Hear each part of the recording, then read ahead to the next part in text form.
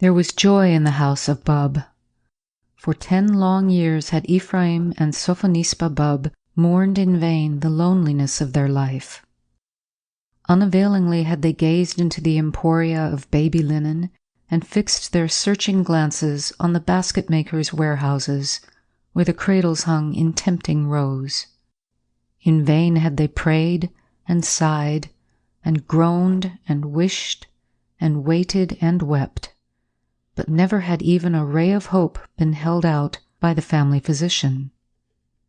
But now, at last, the wished-for moment had arrived. Month after month had flown by on leaden wings, and the destined days had slowly measured their course. The months had become weeks, the weeks had dwindled down to days, the days had been attenuated to hours, the hours had lapsed into minutes, the minutes had slowly died away, and but seconds remained. Ephraim Bub sat cowering on the stairs and tried with high-strung ears to catch the strain of blissful music from the lips of his firstborn. There was silence in the house, silence as of the deadly calm before the cyclone. Ah, Ephraim Bub, little thinkest thou that another moment may forever destroy the peaceful, happy course of thy life, and open to thy too craving eyes the portals of that wondrous land where childhood reigns supreme, and where the tyrant infant, with the wave of his tiny hand and the imperious treble of his tiny voice, sentences his parent to the deadly vault beneath the castle moat. As the thought strikes thee, thou becomest pale. How thou tremblest as thou findest thyself upon the brink of the abyss. Wouldst that thou could recall the past. But hark! The die is cast, for good or ill. The long years of praying and hoping have found an end at last. From the chamber within comes a sharp cry, which shortly after is repeated. Ah, Ephraim, that cry is the feeble effort of childish lips, as yet unused to the rough, worldly form of speech, to frame the word Father. In the glow of thy transport, all doubts are forgotten, and when the doctor cometh forth as the harbinger of joy, he findeth thee radiant with new-found delight. My dear sir, allow me to congratulate you, to offer twofold felicitations. Mr. Bub, sir, you are the father of twins. Chapter 2. Halcyon Days. The twins were the finest children that ever were seen. So, at least, said the cognoscenti. And the parents were not slow to believe. The nurse's opinion was, in itself, a proof. It was not, ma'am, that they was fine for twins, but they was fine for singles, and she had ought to know, for she had nussed a many in her time, both twins and singles.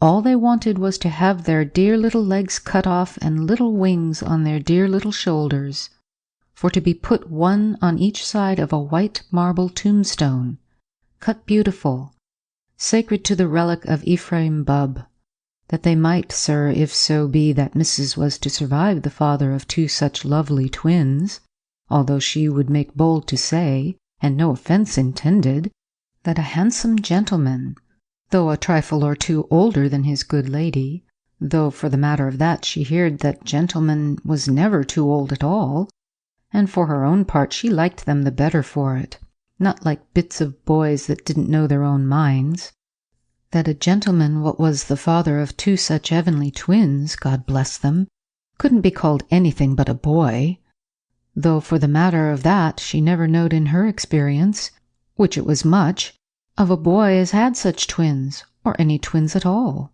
So much for the matter of that. The twins were the idols of their parents, and at the same time their pleasure and their pain. Did Zerubbabel cough, Ephraim would start from his balmy slumbers with an agonized cry of consternation, for visions of innumerable twins black in the face from croup haunted his nightly pillow. Did Zachariah rail at ethereal expansion, Sofaniespa, with pallid hue and dishevelled locks, would fly to the cradle of her offspring. Did pins torture or strings afflict, or flannel or flies tickle, or light dazzle, or darkness affright, or hunger or thirst assail the synchronous productions, the household of Bub would be roused from quiet slumbers, or the current of its manifold workings changed. The twins grew apace, were weaned, teethed, and at length arrived at the stage of 3 years. They grew in beauty side by side, they filled one home, etc. Chapter 3. Rumors of Wars. Harry Murford and Tommy Santon lived in the same range of villas as Ephraim Bubb. Harry's parents had taken up their abode in number 25.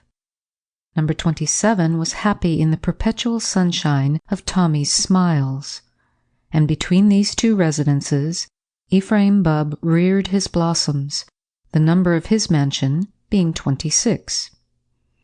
Harry and Tommy had been accustomed from the earliest times to meet each other daily. Their primal method of communication had been by the housetops, till their respective sires had been obliged to pay compensation to Bub for damages to his roof and dormer windows, and from that time they had been forbidden by the home authorities to meet, whilst their mutual neighbour had taken the precaution of having his garden walls pebble-dashed and topped with broken glass to prevent their incursions. Harry and Tommy, however, being gifted with daring souls, lofty ambitions, impetuous natures, and strong seats to their trousers, defied the rugged walls of Bub and continued to meet in secret. Compared with these two youths, Castor and Pollux, Damon and Pythias, Eloisa and Abelard are but tame examples of duality or constancy and friendship. All the poets from Hyginus to Schiller might sing of noble deeds done and desperate dangers held as naught for friendship's sake, but they would have been mute had they but known of the mutual affection of Harry and Tommy. Day by day, and often night by night, would these two brave the perils of nurse and father and mother, of whip and imprisonment, and hunger and thirst, and solitude and darkness, to meet together. What they discussed in secret, none other knew. What deeds of darkness were perpetrated in their symposia, none could tell. Alone they met, alone they remained, and alone they departed to their several abodes. There was in the garden of Bub a summer house overgrown with trailing plants, and surrounded by young poplars which the fond father had planted on his children's natal day, and whose rapid growth he had proudly watched. These trees quite obscured the summer house, and here Harry and Tommy, knowing after a careful observation that none ever entered the place, held their conclaves. Time after time they met in full security and followed their customary pursuit of pleasure. Let us raise the mysterious veil and see what was the great unknown at whose shrine they bent the knee. Harry and Tommy had each been given as a Christmas box a new knife, and for a long time, nearly a year, these knives, similar in size and pattern, were their chief delights. With them they cut and hacked in their respective homes all things which would not be likely to be noticed. For the young gentlemen were wary and had no wish that their moments of pleasure should be atoned for by moments of pain. The insides of drawers and desks and boxes, and underparts of tables and chairs, the backs of picture frames, even the floors, where corners of the carpets could surreptitiously be turned up, all bore marks of their craftsmanship, and to compare notes on these artistic triumphs was a source of joy. At length, however, a critical time came. Some new field of action should be opened up, for the old appetites were sated, and the old joys had begun to pall. It was absolutely necessary that the existing schemes of destruction should be enlarged. And yet, this could hardly be done without a terrible risk of discovery, for the limits of safety had long since been reached and passed.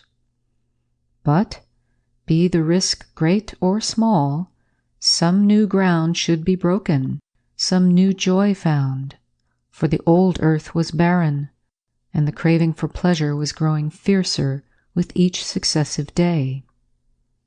The crisis had come. Who could tell the issue? Chapter 4. The Tucket Sounds. They met in the arbor, determined to discuss this grave question. The heart of each was big with revolution, the head of each was full of scheme and strategy, and the pocket of each was full of sweet stuff, the sweeter for being stolen. After having dispatched the sweets, the conspirators proceeded to explain their respective views with regard to the enlargement of their artistic operations. Tommy unfolded with much pride a scheme which he had in contemplation, of cutting a series of holes in the sounding board of the piano so as to destroy its musical properties. Harry was in no wise behindhand in his ideas of reform. He had conceived the project of cutting the canvas at the back of his great-grandfather's portrait, which his father held in high regard among his Lars and Penates, so that in time, when the picture should be moved, the skin of paint would be broken, the head fall bodily out from the frame. At this point of the council, a brilliant thought occurred to Tommy. Why should not the enjoyment be doubled, and the musical instruments and family pictures of both establishments be sacrificed on the altar of pleasure? This was agreed to nem. con. And then the meeting adjourned for dinner. When they next met, it was evident that there was a screw loose somewhere, that there was something wrong in the state of Denmark. After a little fencing on both sides, it came out that all the schemes of domestic reform had been foiled by maternal vigilance, and that so sharp had been the reprimand consequent on a partial discovery of the schemes that they would have to be abandoned, till such time at least as increased physical strength would allow the reformers to laugh to scorn parental threats and injunctions. Sadly, the two forlorn youths took out their knives and regarded them. Sadly, sadly, they thought, as erst did Othello, of all the fair chances of honor and triumph and glory gone forever. They compared knives with almost the fondness of doting parents. There they were, so equal in size and strength and beauty, dimmed by no corrosive rust, tarnished by no stain, and with unbroken edges of the keenness of Saladin's sword. So like were the knives that but for the initials scratched in the handles, neither boy could have been sure which was his own. After a little while they began mutually to brag of the superior excellence of their respective weapons. Tommy insisted that his was the sharper. Harry asserted that his was the stronger of the two. Hotter and hotter grew the war of words. The tempers of Harry and Tommy got inflamed, and their boyish bosoms glowed with manly thoughts of daring and of hate. But there was abroad in that hour a spirit of a bygone age, one that penetrated even to that dim arbor in the grove of Bub. The world-old scheme of ordeal was whispered by the spirit in the ear of each, and suddenly the tumult was allayed. With one impulse, the boys suggested that they should test the quality of their knives by the ordeal of the hack. No sooner said than done. Harry held out his knife, edge uppermost, and Tommy, grasping his firmly by the handle, brought down the edge of the blade crosswise on Harry's. The process was then reversed, and Harry became in turn the aggressor. Then they paused and eagerly looked for the result. It was not hard to see. In each knife were 2 great dents of equal depth, and so it was necessary to renew the contest and seek a further proof. What needs it to relate seriatim the details of that direful strife? The sun had long since gone down, and the moon, with fair, smiling face, had long risen over the roof of Bub, when, wearied and jaded, Harry and Tommy sought their respective homes. Alas, the splendor of the knives was gone forever. Ichabod, Ichabod! The glory had departed, and naught remained but 2 useless wrecks, with keen edges destroyed, and now like unto nothing, save the serried hills of Spain. But though they mourned for their fondly cherished weapons, the hearts of the boys were glad, for the bygone day had opened to their gaze a prospect of pleasure as boundless as the limits of the world. Chapter 5. The First Crusade. From that day, a new era dawned in the lives of Harry and Tommy. So long as the resources of the parental establishments could hold out, so long would their new amusement continue. Subtly, they obtained surreptitious possession of articles of family cutlery not in general use, and brought them one by one to their rendezvous. These came fair and spotless from the sanctity of the Butlers' pantry. Alas, they returned not as they came. But in course of time, the stock of available cutlery became exhausted, and again the inventive faculties of the youths were called into requisition. They reasoned thus: the knife game, it is true, is played out, but the excitement of the hack is not to be dispensed with. Let us carry, then, this great idea into new worlds. Let us still live in the sunshine of pleasure. Let us continue to hack, but with objects other than knives. It was done. Not knives now engaged the attention of the ambitious youths. Spoons and forks were daily flattened and beaten out of shape.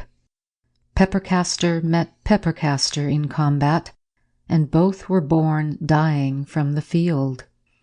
Candlesticks met in fray, to part no more on this side of the grave. Even epergnes were used as weapons in the crusade of hack. At last, all the resources of the butler's pantry became exhausted, and then began a system of miscellaneous destruction that proved in a little time ruinous to the furniture of the respective homes of Harry and Tommy. Mrs. Santon and Mrs. Murford began to notice that the wear and tear in their households became excessive. Day after day, some new domestic calamity seemed to have occurred. Today, a valuable edition of some book whose luxurious binding made it an object for public display would appear to have suffered some dire misfortune, for the edges were frayed and broken, and the back loose if not altogether displaced. Tomorrow, the same awful fate would seem to have followed some miniature frame. The day following, the legs of some chair or spider table would show signs of extraordinary hardship. Even in the nursery, the sounds of lamentation were heard.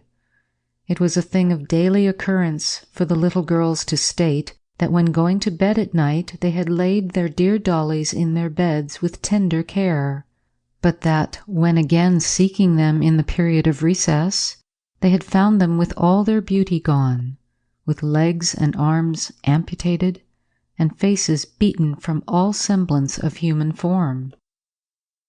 Then articles of crockery began to be missed. The thief could in no case be discovered, and the wages of the servants, from constant stoppages, began to be nominal rather than real. Mrs. Murford and Mrs. Santon mourned their losses, but Harry and Tommy gloated day after day over their spoils, which lay in an ever-increasing heap in the hidden grove of Bub.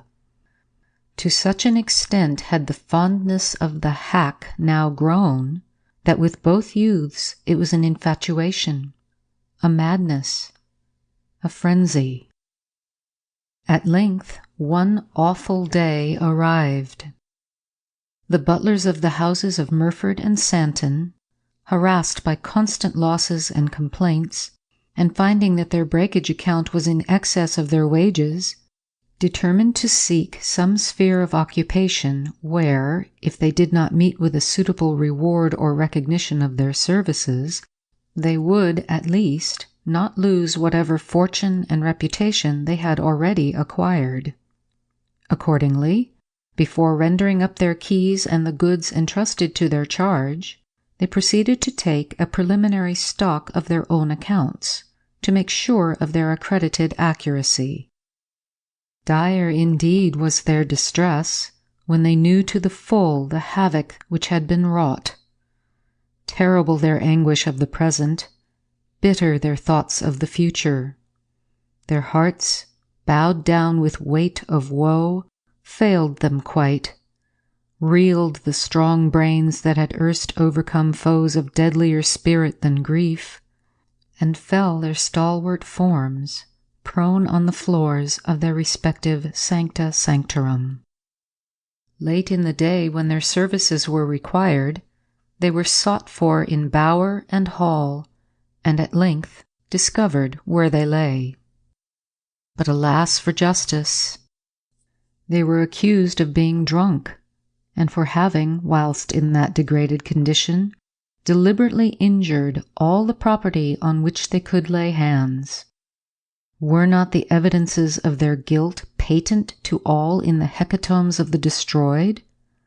Then they were charged with all the evils wrought in the houses, and on their indignant denial, Harry and Tommy, each in his own home, according to their concerted scheme of action, stepped forward and relieved their minds of the deadly weight that had for long in secret borne them down. The story of each ran that time after time he had seen the butler, when he thought that nobody was looking, knocking knives together in the pantry, chairs and books and pictures in the drawing-room and study, dolls in the nursery, and plates in the kitchen. Then indeed was the master of each household stern and uncompromising in his demands for justice. Each butler was committed to the charge of myrmidons of the law, under the double charge of drunkenness and wilful destruction of property. Softly and sweetly slept Harry and Tommy in their little beds that night. Angels seemed to whisper to them, for they smiled as though lost in pleasant dreams. The rewards given by proud and grateful parents lay in their pockets, and in their hearts the happy consciousness of having done their duty. Truly sweet should be the slumbers of the just. Chapter 6. Let the dead past bury its dead. It might be supposed that now the operations of Harry and Tommy would be obliged to be abandoned. Not so, however.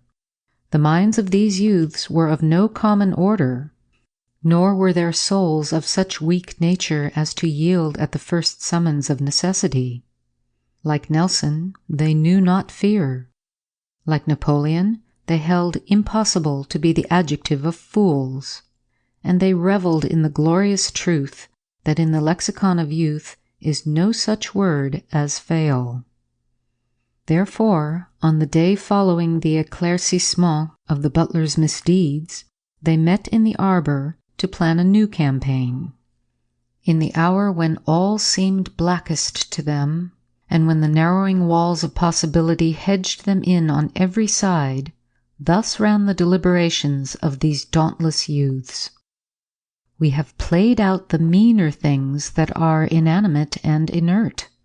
Why not, then, trench on the domains of life? The dead have lapsed into the regions of the forgotten past. Let the living look to themselves. That night they met when all households had retired to balmy sleep, and naught but the amorous wailings of nocturnal cats told of the existence of life and sentience. Each bore into the arbor in his arms a pet rabbit and a piece of sticking plaster. Then, in the peaceful, quiet moonlight, commenced a work of mystery, blood, and gloom. The proceedings began by the fixing of a piece of sticking plaster over the mouth of each rabbit to prevent it making a noise if so inclined. Then Tommy held up his rabbit by its scutty tail, and it hung, wriggling, a white mass in the moonlight. Slowly, Harry raised his rabbit, holding it in the same manner, and when level with his head, brought it down on Tommy's client. But the chances had been miscalculated. The boys held firmly to the tails, but the chief portions of the rabbits fell to earth. Ere the doomed beasts could escape, however, the operators had pounced upon them, and this time, holding them by the hind legs, renewed the trial. Deep into the night the game was kept up, and the eastern sky began to show signs of approaching day as each boy bore triumphantly the dead corpse of his favorite bunny and placed it within its sometime hutch.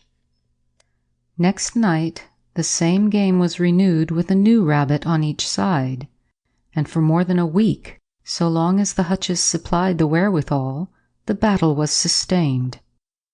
True that there were sad hearts and red eyes in the juveniles of Santon and Murford, as one by one the beloved pets were found dead, but Harry and Tommy, with the hearts of heroes steeled to suffering and deaf to the pitiful cries of childhood, still fought the good fight on to the bitter end. When the supply of rabbits was exhausted, other munition was not wanting, and for some days the war was continued with white mice, dormice, hedgehogs, guinea pigs, pigeons, lambs, canaries, parakeets, linnets, squirrels, parrots, marmots, poodles, ravens, tortoises, terriers, and cats. Of these, as might be expected, the most difficult to manipulate were the terriers and the cats, and of these two classes, the proportion of the difficulties in the way of terrier hacking was, when compared with those of cat hacking, about that which the simple lack of the British pharmacopoeia bears to water in the compound which dairymen palm off upon a too confiding public as milk. More than once, when engaged in the rapturous delights of cat hacking, had Harry and Tommy wished that the silent tomb could open its ponderous and massy jaws and engulf them, for the feline victims were not patient in their death agonies, and often broke the bonds in which the security of the artists rested, and turned fiercely on their executioners. At last, however, all the animals available were sacrificed, but the passion for hacking still remained. How was it all to end? Chapter 7. A Cloud with Golden Lining. Tommy and Harry sat in the arbor, dejected and disconsolate. They wept like two Alexanders, because there were no more worlds to conquer. At last, the conviction had been forced upon them that the resources available for hacking were exhausted.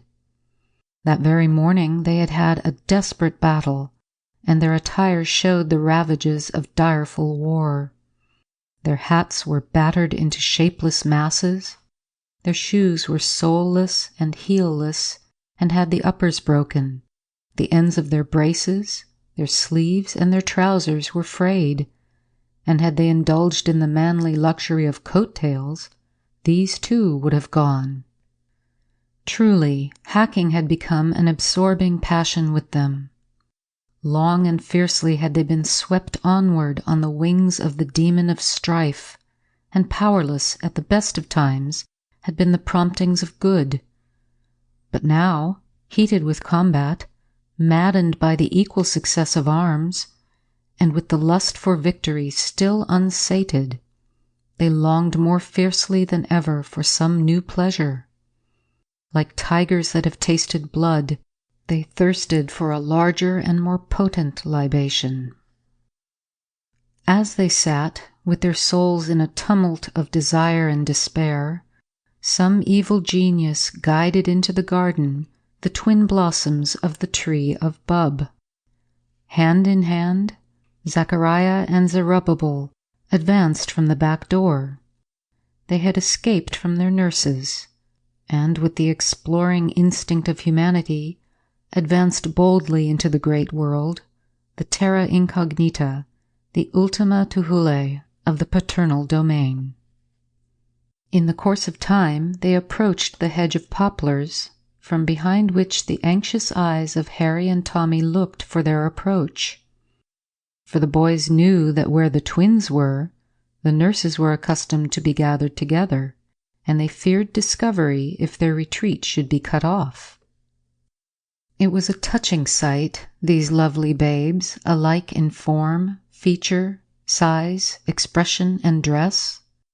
In fact, so like each other that one might not have told either from which. When the startling similarity was recognized by Harry and Tommy, each suddenly turned and, grasping the other by the shoulder, spoke in a keen whisper, "Hack! They are exactly equal. This is the very apotheosis of our art." With excited faces and trembling hands, they laid their plans to lure the unsuspecting babes within the precincts of their charnel house. And they were so successful in their efforts that in a little time the twins had toddled behind the hedge and were lost to the sight of the parental mansion. Harry and Tommy were not famed for gentleness within the immediate precincts of their respective homes, but it would have delighted the heart of any philanthropist to see the kindly manner in which they arranged for the pleasures of the helpless babes. With smiling faces and playful words and gentle wiles, they led them within the arbor, and then, under pretense of giving them some of those sudden jumps in which infants rejoice, they raised them from the ground. Tommy held Zachariah across his arm, with his baby moon face smiling up at the cobwebs on the arbor roof, and Harry, with a mighty effort, raised the cherubic Zerubbabel aloft. Each nerved himself for a great endeavor, Harry to give, Tommy to endure a shock, and then the form of Zerubbabel was seen whirling through the air round Harry's glowing and determined face. There was a sickening crash, and the arm of Tommy yielded visibly.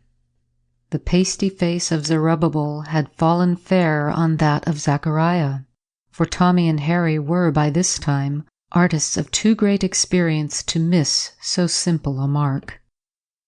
The putty-like noses collapsed, the putty-like cheeks became for a moment flattened, and when, in an instant more, they parted, the faces of both were dabbled in gore.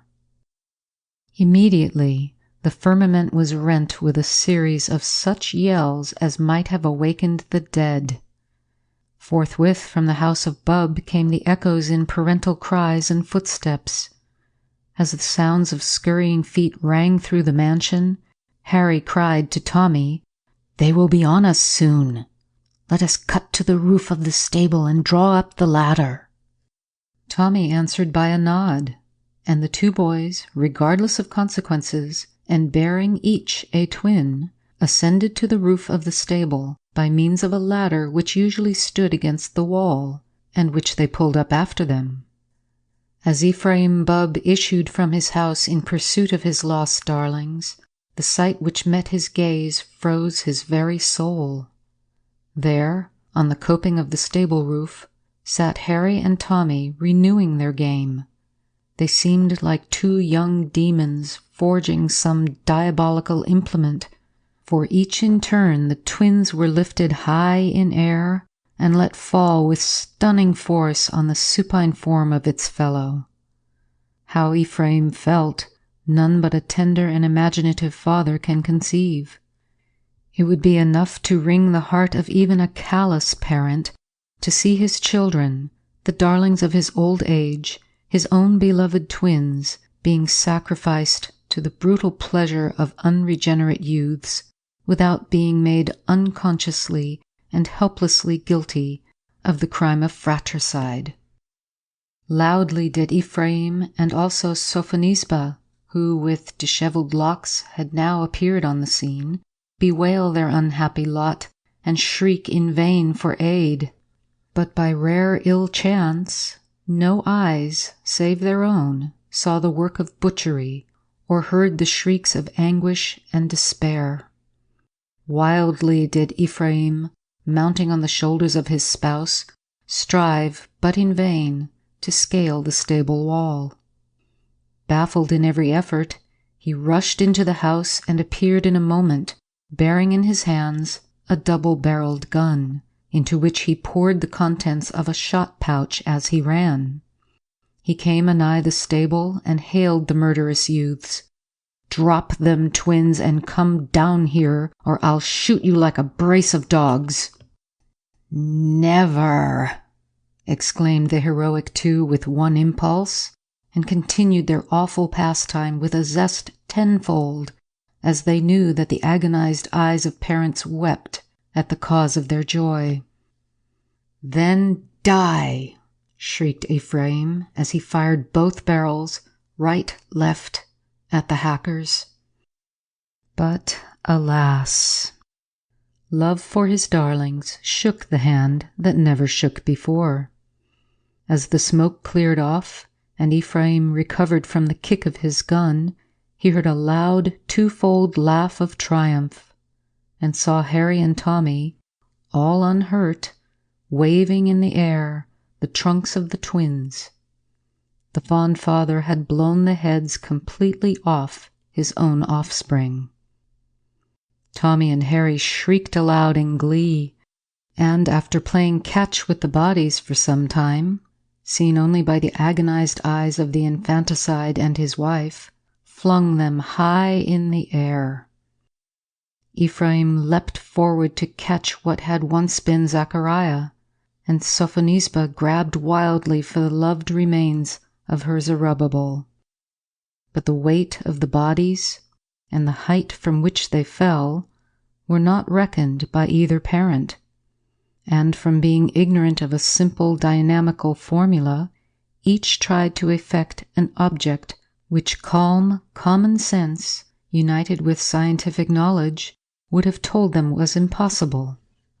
The masses fell, and Ephraim and Sofaniespa were stricken dead by the falling twins, who were thus posthumously guilty of the crime of parricide.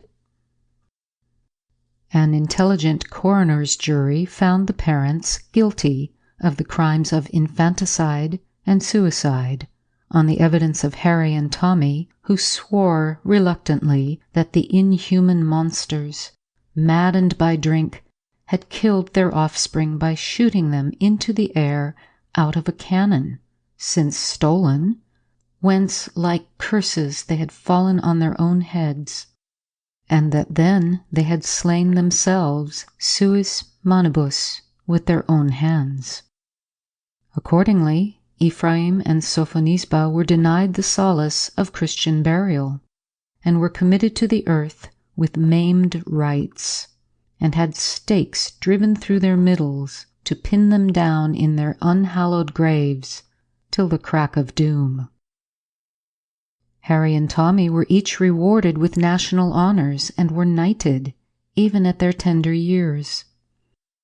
Fortune seemed to smile upon them all the long after years, and they lived to a ripe old age, hale of body and respected and beloved of all.